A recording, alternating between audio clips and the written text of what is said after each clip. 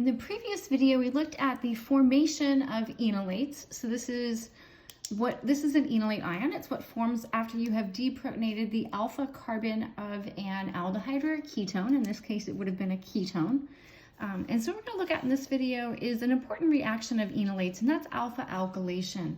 So if we look at the structure of an enolate, we have a negative charge on oxygen, and we can draw a resonance structure for this that shares that negative charge with the alpha carbon.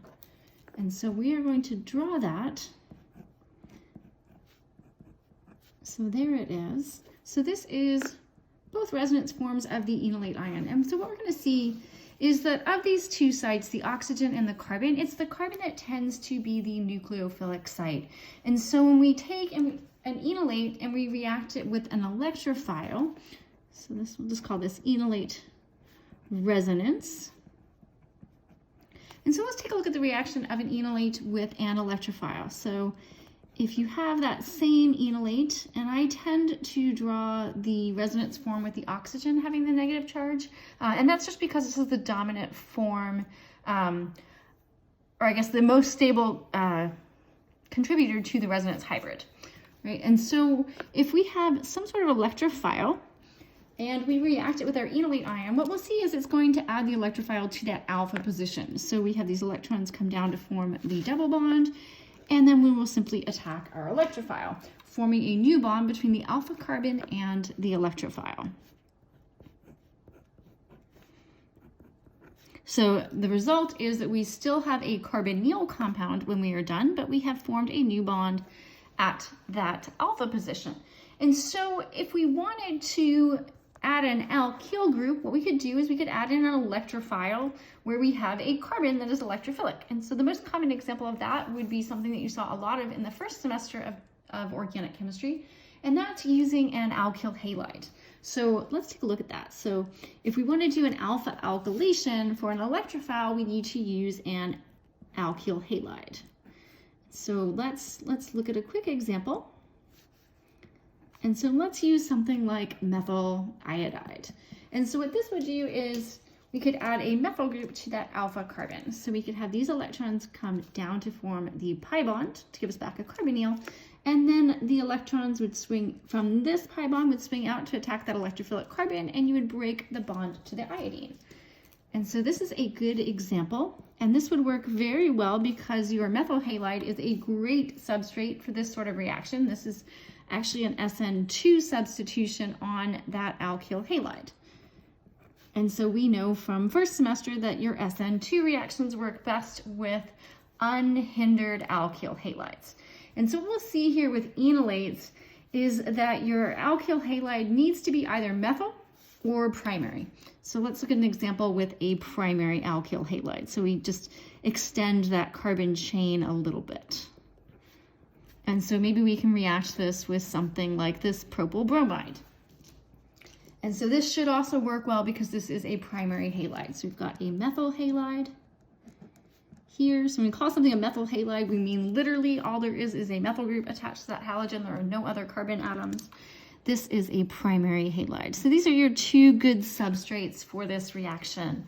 Your enolate ion is a strong base. If you try to use a secondary or a tertiary halide, you're going to get the competing elimination reactions occurring.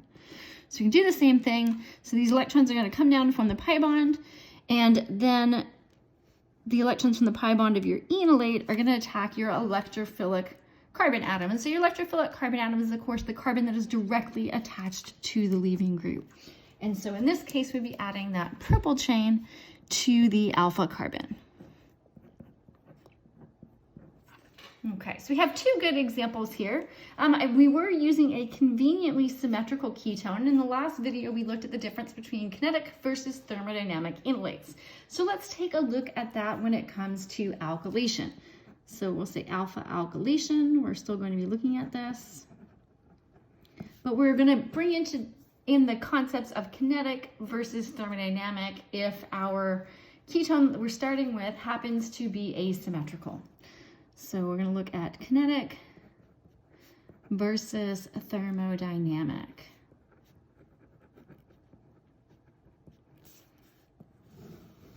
So this time I'm going to take my examples back to a starting ketone so we can consider that enolate formation. So let's draw an unsymmetrical ketone. So there is an unsymmetrical ketone. So now if we form our enolate, we're going to use LDA. That's that lithium diisopropyl amide that we talked about in the last video. And if we do this at a low temperature, negative 78 degrees Celsius, and then we're going to add in, let's say, methyl iodide. So this is, with this low temperature here, this is kinetic conditions.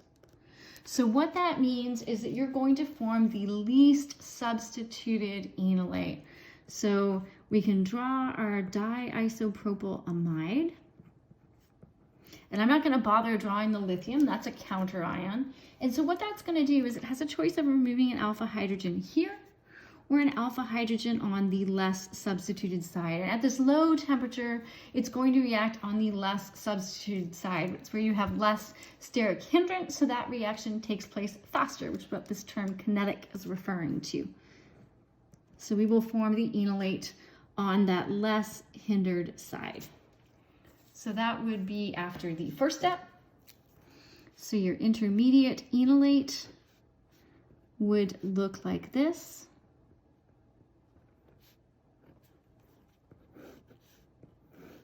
That less substituted enolate. And so then when this reacts with the methyl halide, it is going to add it to this carbon atom. I didn't give myself a whole lot of room to draw this, so we're gonna kind of sneak it around there.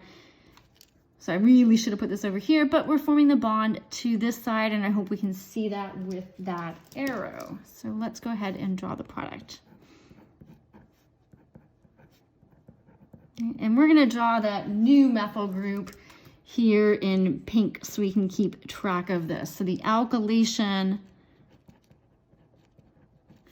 occurred at that less substituted side, the less substituted alpha carbon.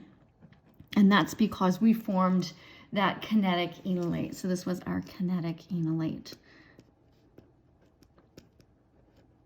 All right, now we want to compare this with our slightly higher temperature. So negative 78 degrees is the temperature of a dry ice acetone bath. If we warm this up slightly and just use a regular ice bath and do this reaction at 0 degrees Celsius, then we can see that we can form the enolate on the opposite side. So if we do this, same base, LDA, but warm it up slightly to 0 degrees, so it's the temperature that's controlling this, now we're going to see the thermodynamic enolate form. And so I'll go ahead and add the same alkyl halide, that methyl iodide. All right, and so in this case, same base, LDA. Let's go ahead and draw that. So like before, I'm just drawing the diisopropyl amide. Lithium is a counter ion. And so at this slightly warmer temperature, you're going to form the more thermodynamically stable enolate. So we're going to be removing the proton off of the more substituted side, and that gives us the more substituted enolate. So your enolate is an alkene, and so we determine that this is the more stable enolate because it is the more substituted alkene. So this is the thermodynamic enolate.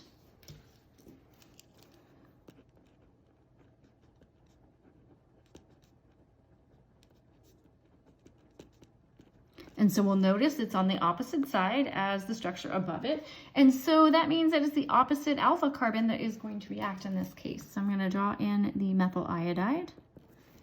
And in this case, it will be adding to the other side, to the more substituted side of that ketone. And so we'll do the same thing, draw the ketone, we'll draw the methyl group that was there initially, and I'm going to draw that new methyl group in pink so we can see that the alkylation has occurred now at the more substituted side of that ketone. So we had alkylation at the more substituted alpha carbon. Okay, so if we're looking to set this reaction up, we need to think about the base that we're choosing. So we typically choose a strong base in order to completely convert our ketone into the enolate. We want to pay attention to the temperature to see where the enolate forms. At -78, it is going to form on the less substituted side. At 0 degrees, it will form on the more substituted side. And that, of course, will determine which of those alpha carbons is your nucleophilic carbon, which determines where the substitution takes place. So at lower temperatures, you'll see the substitution at the less substituted carbon, and at higher temp, which is still not very warm, it's 0 degrees in ice bath temperature, then your substitution will occur at the more substituted side.